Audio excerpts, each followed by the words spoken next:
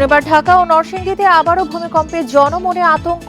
ঢাকা বিশ্ববিদ্যালয় 2 সপ্তাহের জন্য বন্ধ ঘোষণা।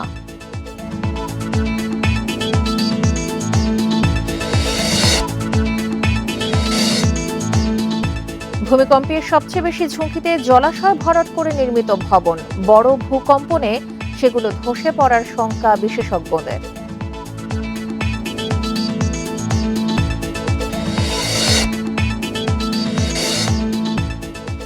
আইন পাশের পর হবে গণভোটের প্রস্তুতি। জাতীয় নির্বাচনের দিন গণভোট করা বিরাট চ্যালেঞ্জ, বললেন সিইসি।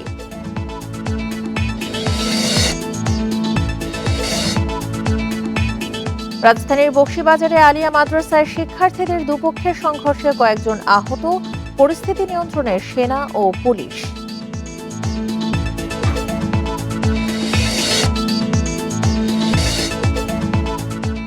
পুরান ঢাকায় মামুন হত্যার নির্দেশদাতা রনিকে এখনো গ্রেপ্তার করেনি পুলিশ। শীর্ষ সন্ত্রাসী ইমন জড়িত থাকার অভিযোগ পরিবারের।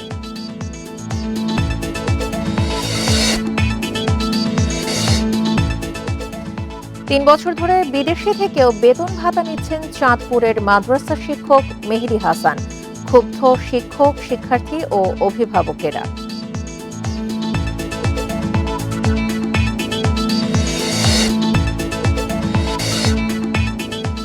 মিরপুর টেস্ট জিততে শান্তদের দরকার 4 উইকেট। সাকিবকে ছাড়িয়ে দেশের সর্বোচ্চ টেস্ট উইকেট শিকারী তাইজুল।